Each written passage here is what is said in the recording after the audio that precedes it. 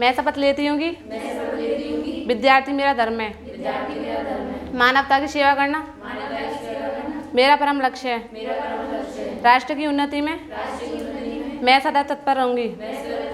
अपने कर्तव्य मार्ग पर आगे बढ़ते हुए एक स्वच्छ, सुंदर तथा भ्रष्टाचार मुक्त मैं भारत का निर्माण करूँगी। जय हिंद। आधुनिक भारत में हम लोग आज पढ़ेंगे बंगाल विभाजन।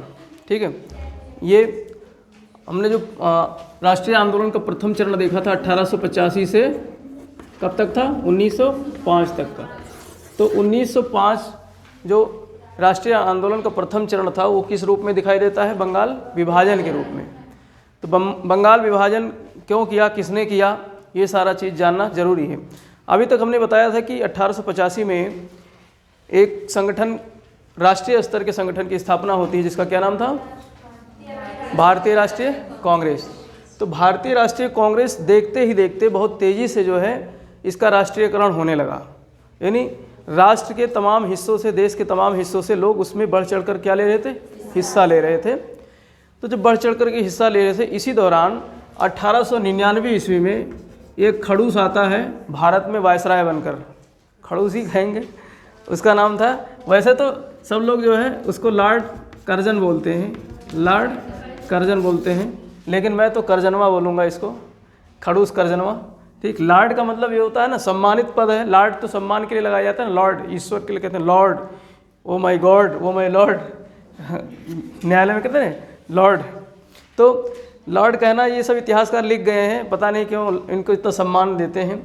तो लॉर्ड कर्जन जो है 1899 में भारत का वायसराय बन करके आता है।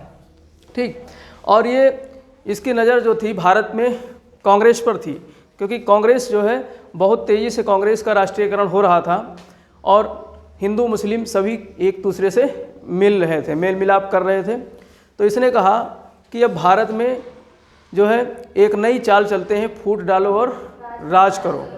हालांकि शुरू से फूट डालो और राज करो चल रहा था, लेकिन इसने जो है खुले रूप से फूट डालो और राज करो की नीति का पालन किया। और बंगाल जो कि शुरुआत से ही एक संपन्न सूबा था, मुग़लों के समय में था, फिर बाद में वहाँ पर अंग्रेज़ भी आ जाते हैं और अभी तक बंगाल में ही वायसराय बैठा करते थे। ठीक, क्योंकि बंगाल क्या था, पूरे देश की राजधानी हुआ करती थी। अंग्रेज़ों के समय में भी उस समय पूरे देश की राजधानी थी। जब हम बात कर रहे हैं बंगाल विभाजन की, तो अभी भी पूरे अंग्रेज़ भारत की राजधानी, ब्रिटिश गवर्नमेंट की राजधानी कहाँ थी, बंगाल में, कलकत्ता ही थी। ठीक है, तो और उस समय सबसे अधिक जनसंख्या भी उस सूबे की थी। भारत उस समय लगभग 6 करोड़ जनसंख्या थी बंगाल की। बंगाल की जनसंख्या लगभग कितनी थी, 6 करोड़। तो 6 करोड़ बंगाल की जनसंख्या थी। और कर्जन ने जो है, कर्जन जिसका कार्यकाल था 1899 से 1905 तक था, कर्जन का कार्यकाल 1899 से 1905 तक रहा है।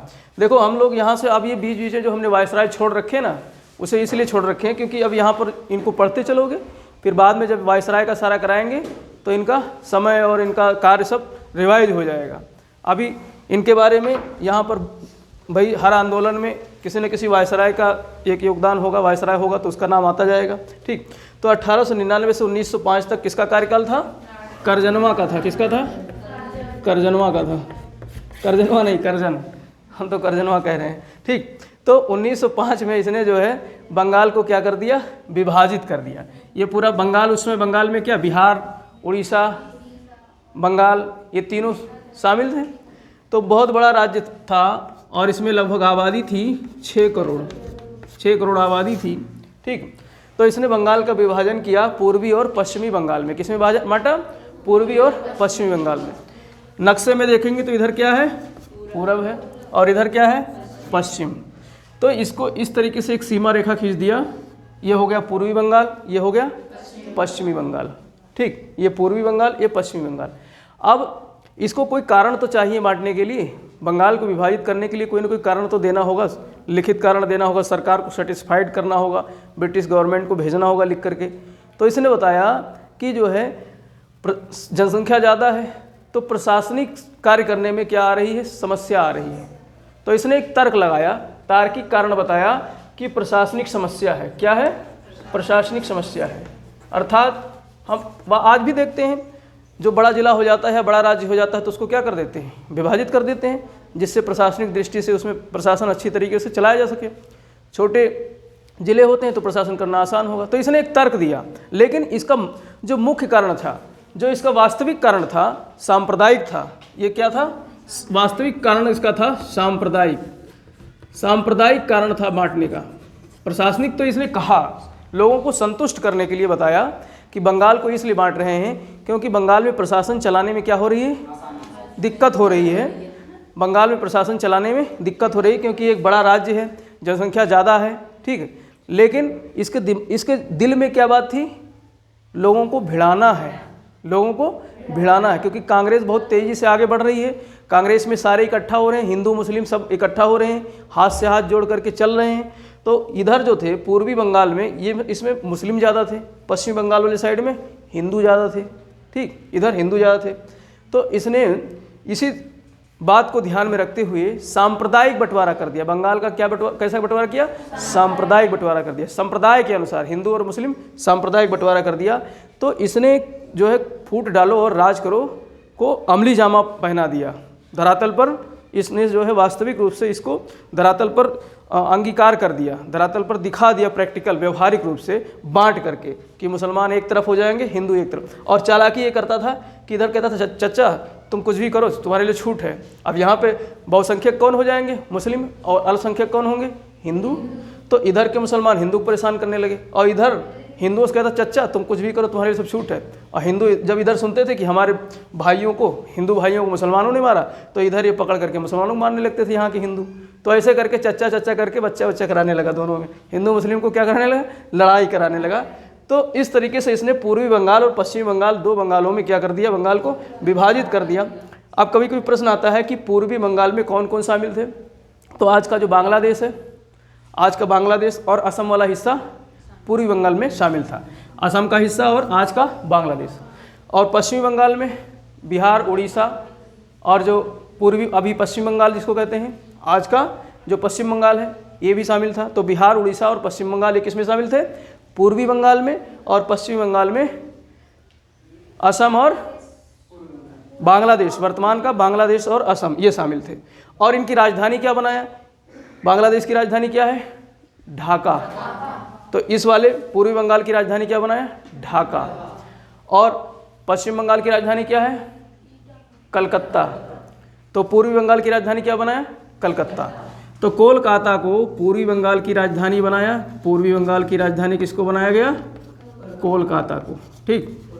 कोलकाता आज कहते हैं, ये पहले क्या था? कलकत्ता। पूरी कहानी बता दी है, कलकत्ता कैसे अस्तित्व में आया सब बता दिया है, ठीक है। तो कलकत्ता जैसे दिमाग में आ जाए, किसका नाम दिमाग में छप जाना चाहिए? किसने इसको बसाया था? जॉर्ज चार्नोव। ये सब बेसिक चीज़ें हैं, जैसे कोई शब्द आए तो पूरी तरीके से रिकॉल कर दिमाग में छपना चाहिए वो चीज़, ठीक है। सूतानती, गोविंदपुर, कालिकाता, पूरा तीनों गांव याद हो जाने चाहिए। चौथा गांव कोई आए तो नकार दो कि नहीं यही 3 गांव हैं, ठीक, पूरा याद आ जाना चाहिए। और इधर क्या था? ढाका। इसकी राजधानी क्या थी? ढाका। तो इस तरीके से इन दोनों को क्या बनाया? राजधानी।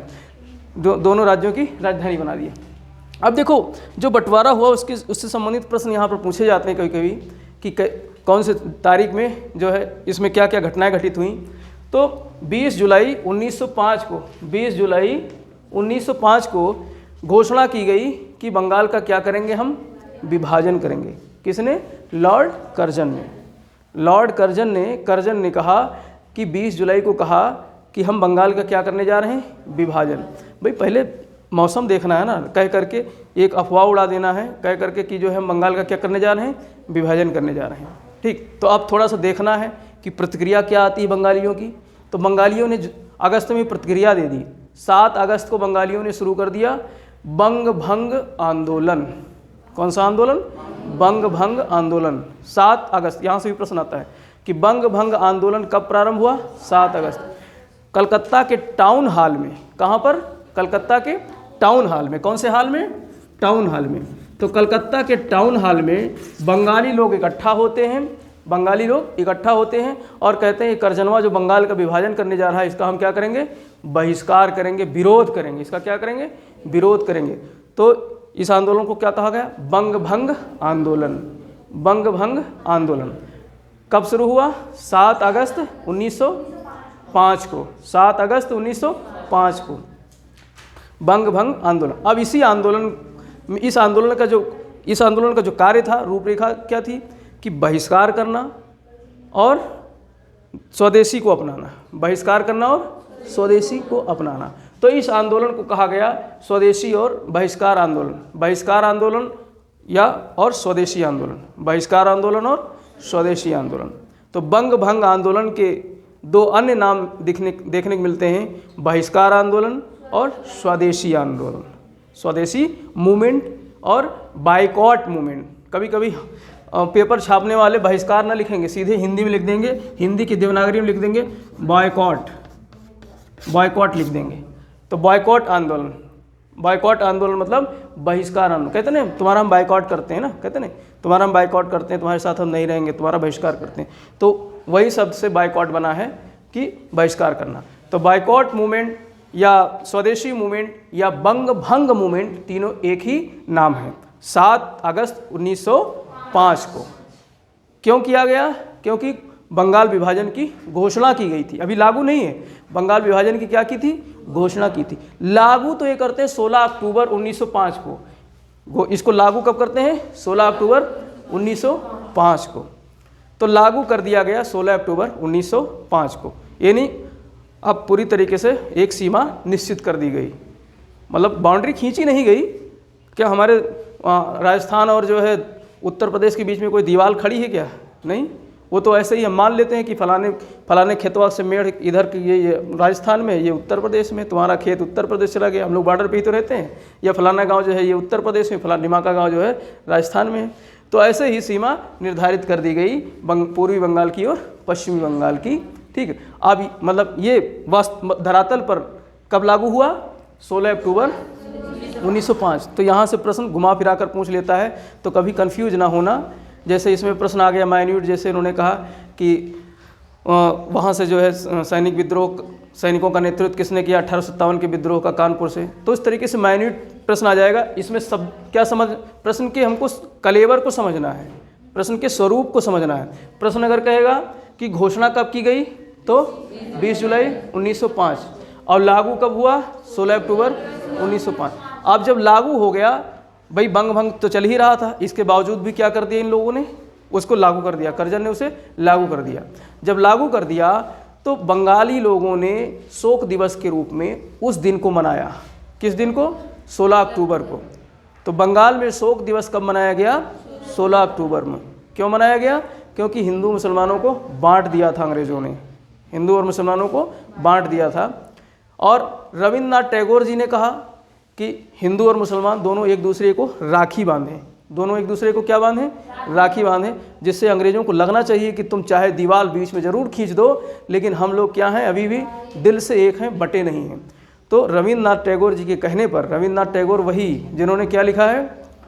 जनगण मन अधिनायक जय हो, राष्ट्रगान लिखा है। ठीक है, इसी को 1911 में पहली बार गाया गया था। तो इसी राष्ट्रगान को जो है जिन्होंने लिखा था रविन्द्रनाथ टैगोर जी ने, उनके ही आह्वान पर, उनके ही कहने पर बंगाली मुस्लिम और बंगाली हिंदुओं ने मिल करके राखी दिवस मनाया। तो 16 अक्टूबर को 2 दिन के रूप में मनाया जाता है, शोक दिवस के रूप में और राखी दिवस के रूप में। तो राखी दिवस किसके कहने पर मनाया गया? रविन्द्रनाथ टैगोर जी के कहने पर। ठीक, और इसके बाद अभी जो बंगाल जो आंदोलन चला था, कौन सा? बंग भंग आंदोलन। बंग भंग आंदोलन जो 7 अगस्त 1905 को प्रारंभ हुआ था, कहाँ से? कलकत्ता के टाउन हॉल से। कहाँ से शुरू हुआ था? कलकत्ता के टाउन हॉल से। तो दिसंबर में 1905 में बनारस में कांग्रेस का क्या होता है? अधिवेशन होता है। भाई जब तक कांग्रेस, अब चूँकि कांग्रेस एक संस्था थी, राष्ट्रीय संस्था थी, तो जब तक कांग्रेस इस आंदोलन को अप्रूव ना कर दे तब तक इस आंदोलन का कोई मायने नहीं रहेगा। तो कलकत्ता, वो बनारस के अधिवेशन, जो वार्षिक अधिवेशन बनारस में होता है 1905 में, वहाँ पर गांधी जी के गुरु जी, राजनीतिक गुरु जी के गोखले, गोपाल कृष्ण गोखले जी उसके अध्यक्ष थे। कांग्रेस के अध्यक्ष कौन थे उस समय? गोपाल कृष्ण गोखले। तो उनके नेतृत्व में बनारस में क्या होता है, कांग्रेस का वार्षिक अधिवेशन। तो उस वार्षिक अधिवेशन में बहिष्कार और स्वदेशी आंदोलन को अप्रूव कर दिया जाता है, मोहर लगा करके उसे क्या कर दिया जाता है, अप्रूव कर दिया जाता है कि अब जो है भारत में हम लोग एक मूवमेंट चलाएंगे। एक क्या चलाएंगे, मूवमेंट चलाएंगे। गांधी जी थे क्या उस आंदोलन में? नहीं थे। प्रश्न ऐसे भी पूछ लेगा कि दे देगा, कहेगा निम्न में से गांधी जी किनसे संबंधित नहीं थे, स्वदेशी आंदोलन से नहीं संबंधित। प्रश्न आए हुए हैं, बता रहा हूँ, प्रश्न का कलेवर ऐसे कहेगा जो है उसमें दे देगा भारत छोड़ो आंदोलन, असहयोग आंदोलन, और या जो है जलियांवाला बाग हत्याकांड, क्या इस समय भारत, और ये तीसरा दे देगा स्वदेशी आंदोलन। तो कहेंगे किसका निम्न में से किससे गांधी जी का संबंध नहीं था, तो स्वदेशी आंदोलन से। 1905 में गांधी जी दक्षिण अफ्रीका में थे, हिंदुस्तान में तो थे ही नहीं। कहाँ थे? दक्षिण अफ्रीका में थे। वो तो 1915 में आते हैं, हिंदुस्तान कब आते हैं? 1915 में आते हैं। जब गांधी जी पढ़ेंगे तो हम बताएंगे। तो इस तरीके से जो है बनारस वाले अधिवेशन में 1905 में, जो कि गोपाल कृष्ण गोखले के नेतृत्व में अधिवेशन हुआ था, उस अधिवेशन में स्वदेशी आंदोलन को, बंग भंग आंदोलन को या फिर बहिष्कार आंदोलन को क्या कर दिया गया, ठप्पा लगा करके कांग्रेस ने अप्रूव कर दिया। ठीक, इसके बाद में जो है 1906 में कलकत्ता में वार्षिक अधिवेशन हुआ। अब इसको पता होना चाहिए 1906 का कलकत्ता अधिवेशन का अध्यक्ष कौन था, कल मैंने बताया था। 1906 का कलकत्ता अधिवेशन में दादा भाई नौरोजी, क्योंकि दादा भाई नौरोजी ने 3 अधिवेशनों की अध्यक्षता की थी। पहला 1886, दूसरा वाला वार्षिक अधिवेशन, और तीसरा दूसरा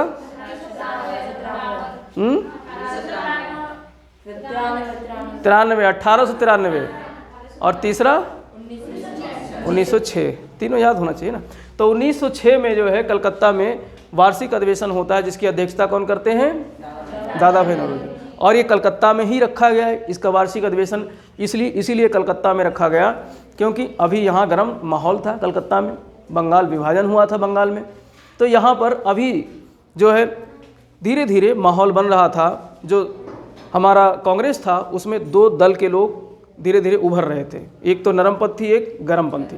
तो गर्मपंथियों ने कहा कि अब इस आंदोलन को हम लोग एक दिशा देंगे, इस आंदोलन को एक नई दिशा देंगे, और इस आंदोलन में सिर्फ नरमी से काम नहीं लेना है, इस आंदोलन में हम लोग गर्मी से काम लेंगे। तो यहाँ पर 4 जो है कलकत्ता के अधिवेशन में जो गर्म दल के लोग थे उन्होंने 4 प्रस्ताव को पारित किया। प्रश्न यहाँ से कई बार आया है, 4 प्रस्ताव को पारित किया। कौन कौन से प्रस्ताव थे 1906 के कलकत्ता अधिवेशन में? पहला तो एक स्वदेशी ही था। क्या था? स्वदेशी था, अर्थात हम लोग स्वदेशी अपनाएंगे, विदेशी छोड़ेंगे और स्वदेशी अपनाएंगे। और दूसरा था अब स्वराज की बात होने लगी थी। किसकी बात होने लगी थी? स्वराज की। तो प्रश्न यहाँ से आता है कि किस कांग्रेस के अधिवेशन में सबसे पहली बार स्वराज का नारा दिया गया या स्वराज की बात कही गई? तो किसमें? कलकत्ता के 1906 के वार्षिक अधिवेशन में।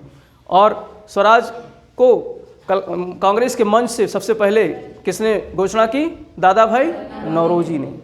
ठीक, वैसे तो स्वराज जो है दयानंद सरस्वती जी ने भी स्वराज का नारा दिया था ना, लेकिन कांग्रेस के मंच से सबसे पहले स्वराज की बात उठाने वाला व्यक्ति अगर कोई था तो वो दादा भाई नौरोजी थे। यहाँ से भी प्रश्न घुमा के पूछ लेता है। ठीक है, और स्वराज मेरा जन्मसिद्ध अधिकार है, इसे मैं लेकर रहूँगा, किसने कहा था? बाल गंगाधर तिलक ने। लेकिन सबसे पहले कांग्रेस के मंच से अगर किसी ने स्वराज की बात की थी तो दादा भाई नौरोजी ने की थी। तो स्वदेशी, स्वराज, और इसके अलावा तीसरा बहिष्कार। इसके अलावा तीसरा क्या? बहिष्कार। अब हम क्या करेंगे? बहिष्कार भी करेंगे, विदेशी वस्तुओं को क्या करेंगे? बहिष्कार भी करेंगे।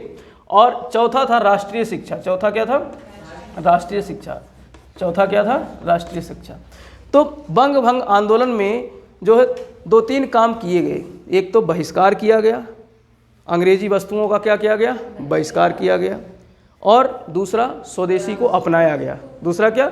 स्वदेश। अभी स्वराज तो आएगा आज़ादी के बाद, लेकिन स्वराज का मूवमेंट यहाँ से चालू हो गया था क्योंकि करजन ने लुक्की लगा दी थी। करजन ने बांट करके, हिंदू मुसलमानों को बांट करके पलीता में आग लगा दिया था। पलीता किसको कहते हैं? बम के ना, बम के जो है रस्सी में जो आग लगाते हैं उसको पलीता हम लोग कहते हैं। पता नहीं तुम लोग क्या कहते हो। दिवाली में पटाखा फोड़ते हैं ना, तो उसमें जो आगे रस्सी निकली रहती है उसमें आग लगाते हैं, उसी को हम लोग पलीता कहते हैं। ठीक, तो पलीता में आग लगा दिया था किसने? करजनवा ने। ठीक है, तो अब यहाँ पर जो है स्वराज की बात होने लगी थी, बहिष्कार की बात होने लगी थी। और बहिष्कार करेंगे जब, बहिष्कार विदेशी वस्तुओं का करेंगे, विदेशी वस्त्रों का करेंगे। भाई अभी तक हिंदुस्तान में जो है ये सब सामान सस्ते मिल रहे थे ना, अंग्रेज ला करके पाट रहे थे और भारतीय चाव से इस्तेमाल कर रहे थे। कहा अब नहीं, अब इनका क्या करेंगे? बहिष्कार करेंगे। जो ये कपड़े हैं, अंग्रेजी कपड़े हैं, इनको उठाओ, माचिस लगाओ, जला दो। तो कपड़ों की होली जलाई गई। तो किस आंदोलन में कपड़ों की होली जलाई गई? स्वदेशी आंदोलन में। सबसे पहले स्वदेशी, आगे भी जलाई गई लेकिन शुरुआत कहाँ से होती है? स्वदेशी आंदोलन से। कपड़ों की होली जलाएगी, जिसको रविन्द्रनाथ टैगोर ने कहा ये संपत्ति की बर्बादी है। संपत्ति की क्या है? राष्ट्रीय संपत्ति की क्या है? बर्बादी है। कपड़ों की होली जलाना राष्ट्रीय संपत्ति की बर्बादी है, क्योंकि कच्चा माल तो हमारे यहीं से जा रहा है, बन के आ रहा है, लेकिन हमें तो दिखाना था ना, प्रतीकात्मक रूप से अंग्रेज़ों को दिखाना था कि हम तुम्हारा क्या कर रहे हैं? बहिष्कार। और स्कूल कॉलेजों का बहिष्कार किया। स्कूल में जो टीचर पढ़ा रहे थे वो स्कूल जाना बंद कर दिए। स्कूल में जो बच्चे पढ़ने जा रहे थे उन्होंने स्कूल से, अंग्रेजी स्कूलों से, भारतीय स्कूलों की बात नहीं कर रहे, अंग्रेजी स्कूलों में जो है पढ़ाई करना बंद कर दिया कि अंग्रेजी स्कूल हम न जाएंगे, न पढ़ेंगे, न शिक्षक, हिंदुस्तान का शिक्षक अंग्रेजी स्कूल में पढ़ाने नहीं जाएगा। तो इन लोगों ने भी बहिष्कार किया। इन्हीं वस्तुओं का भी बहिष्कार किया गया, सेवाओं का भी बहिष्कार किया गया। और महिलाएं इकट्ठे होकर के दारू के ठेके बैठ जाती थी, धरना देती थी, बोतल सोतल उठा के पटक के फोड़ देती थी, कहती थी विदेशी मदरा है, हम पीने नहीं देंगे, बंद करो दुकान। तो दुकान बंदी भी की गई, दारू मदिरालय को बंद करवाया गया। ठीक, और इसके अलावा बंदी की गई, नाई जो है दुकानें अपना बंद कर दी। और अंग्रेज जो है सेविंग बहुत कराते हैं, रोज़ छिलवा लेते हैं, चिकनाई रखते हैं अपने गालों की। ठीक, तो अब दाढ़ी बड़ी होने लगी अंग्रेज़ों की, नाई बंद कर दिए। और मैले कुचले कपड़े पहनने पड़ रहे थे, क्योंकि धोबियों ने बंदी कर दी, धोबी धुलाई नहीं कर रहे थे कपड़ों की, और अंग्रेज़ धोबियों से धुलवाते थे।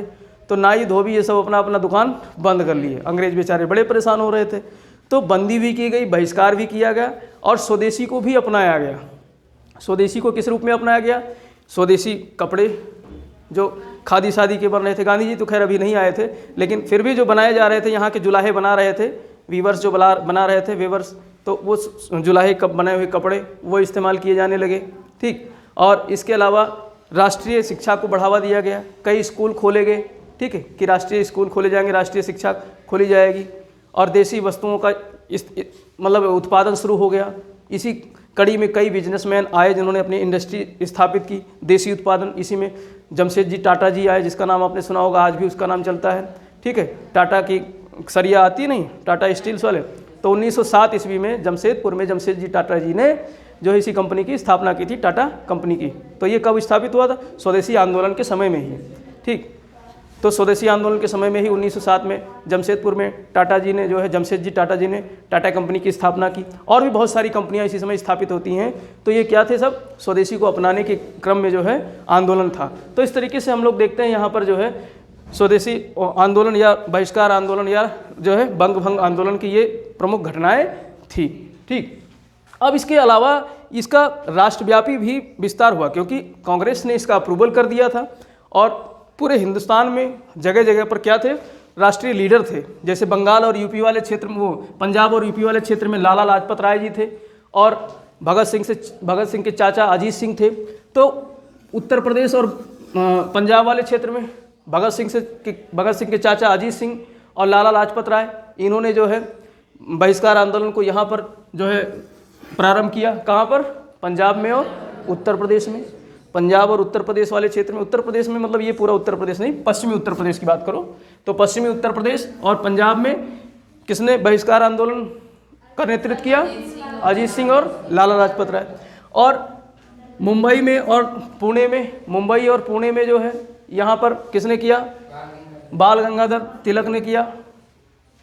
ठीक, और इसके अलावा आपका मद्रास में चिदम्बरम पिल्लई, मद्रास में किसने? चिदम्बरम पिल्लई ने किया। तो इस तरीके से ये राष्ट्रव्यापी। और दिल्ली में जो है क्या नाम है, रजा, कौन से रजा थे यार, उनका नाम देने आ रहा है। तो दिल्ली में कोई एक रजा थे। तो इस तरीके हैदर रजा, हाँ सही है, देख लिया सही, हैदर रजा, हैदर अली के नाम से याद रखो। तो हैदर रजा दिल्ली से। तो ये कुछ जो राष्ट्रव्यापी हो गया। अब ये क्या देख रहे हो? पूरे भारत में फैल रहा है। मद्रास में चिदम्बरम पिल्लई, और मुंबई और पुणे में बाल गंगाधर तिलक, पंजाब में और उत्तर प्रदेश में लाला लाजपत राय और अजीत सिंह, ठीक। दिल्ली में हैदर रजा, दिल्ली थोड़ा और इधर होगा, दिल्ली में हैदर रजा। तो इस तरीके से ये पूरा क्या हो रहा है, राष्ट्रव्यापी हो गया, ये पूरा राष्ट्रव्यापी हो गया, यानी राष्ट्रव्यापी स्वरूप देखने को मिलता है। लेकिन 1908 तक आते आते आंदोलन कमज़ोर पड़ने लगा, आंदोलन जो है कमज़ोर पड़ने लगा।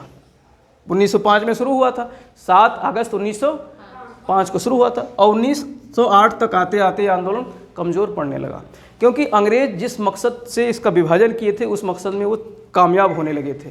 उनका मकसद क्या था, हिंदू और मुसलमानों को अलग करना। और 1906 ईस्वी में बहुत बड़ा जो है एक विभाजन दिखाई देता है कांग्रेस में। तो कांग्रेस से के कुछ लीडर्स जो है वो मुस्लिम लीग का गठन कर लेते हैं। मुस्लिम लीडर्स जो है उन्होंने 1906 में मुस्लिम लीग की क्या कर ली, स्थापना कर ली।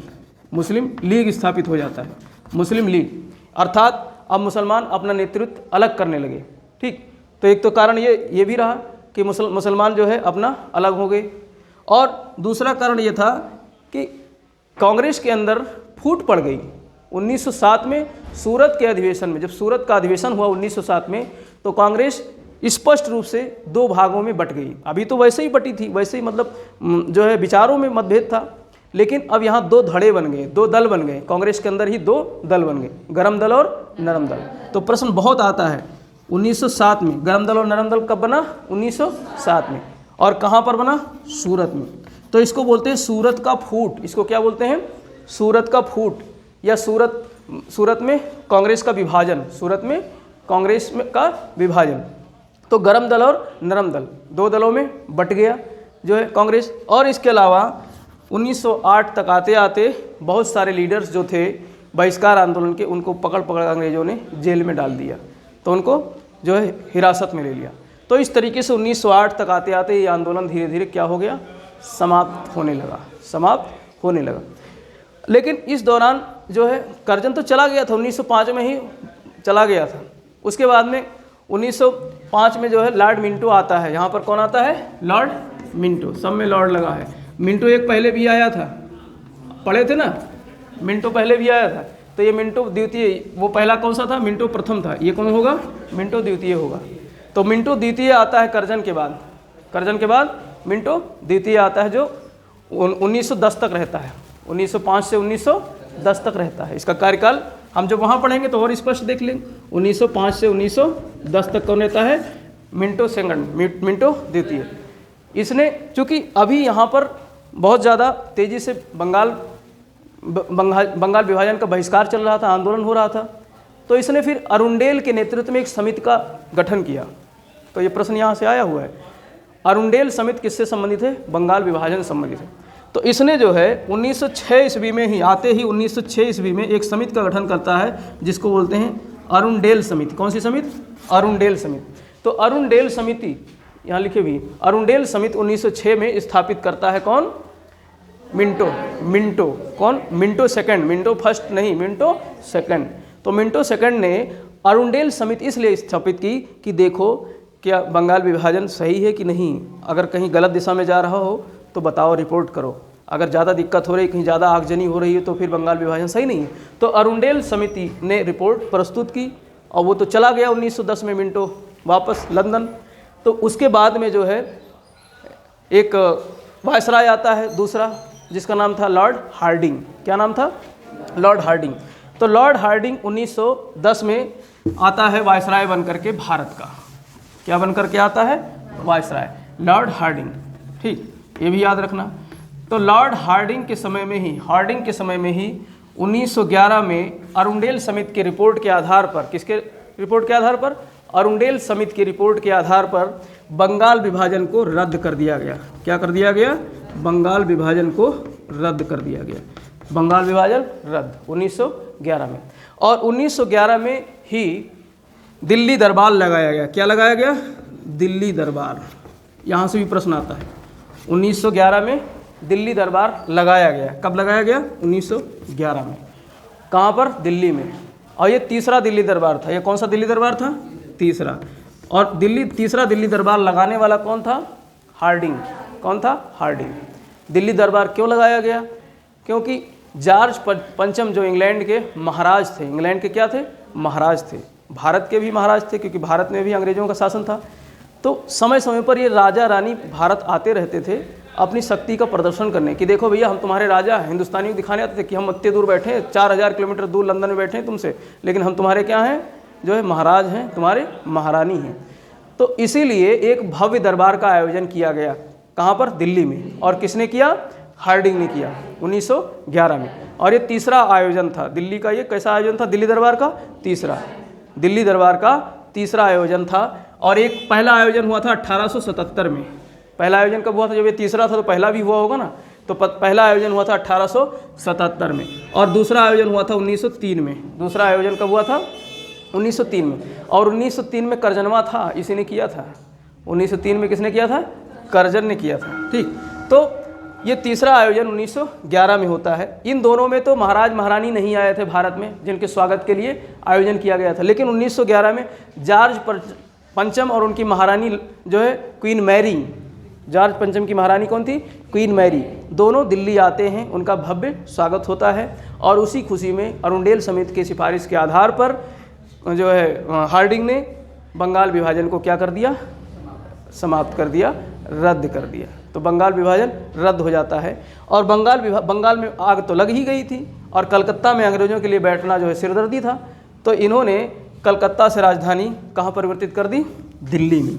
कलकत्ता से राजधानी कहाँ परिवर्तित कर दी?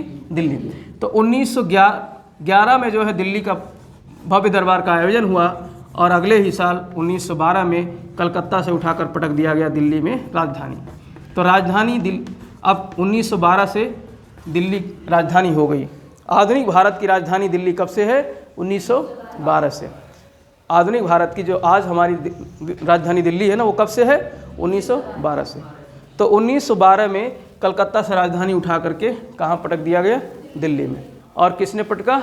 लॉर्ड हार्डिंग ने। लॉर्ड हार्डिंग ने, क्योंकि दिल्ली दरबार का भी आयोजन किया था हार्डिंग ने। ठीक, तो इस तरीके से यहाँ पर ये पूरी कहानी बंगाल विभाजन, हमको लगता है एक एक कहानी पूरी दिमाग में छप गई होगी। छप गई ना? निकालें? चलो निकालते हैं। शोक दिवस कब मनाया गया है? 16 दिसंबर 16 अक्टूबर 1995 में। अच्छा 1905 में, 16 अक्टूबर 1905 में। राखी दिवस किसके कहने पर मनाया गया? रविन्द्रनाथ टैगोर के कहने पर। पूर्वी बंगाल में कौन कौन से भाग शामिल थे? बिहार, हाँ नहीं, बांग्लादेश नहीं, बिहार, असम और उड़ीसा के भाग। पूर्वी में वो पूर्वी में नहीं, ये पश्चिमी में थे, ये पश्चिमी थे। पूर्वी में असम और, हाँ असम और बांग्लादेश, वो सही कह रही थी लड़की। पूर्वी में असम और बांग्लादेश थे, और पश्चिमी में उड़ीसा, बिहार, बंगाल वाले हिस्से, पश्चिम बंगाल वाला हिस्सा। और इसके अलावा अरुंडेल समिति किसने गठित की थी? अरुंडेल समिति, दादा भाई नौरोजी, मिंटो। अरुंडेल समिति लॉर्ड मिंटो, ठीक है, वो सिर्फ समिति गठित करके चला गया। और दिल्ली के भव्य दरबार का आयोजन कब हुआ? 1911 में। और इसके पहले दो हुए थे, कब कब हुए? 1877 में, 1903 में। 3 ही दिल्ली दरबार हुए। प्रश्न कभी कभी आ जाता है कि भारत में अंग्रेजों के समय दिल्ली दरबार का आयोजन कितनी बार हुआ? 3 बार हुआ। ठीक है, 1877, 1903, 1911। ठीक, तो इस तरीके से ये पूरा बंगाल विभाजन की कहानी खत्म हो जाती है।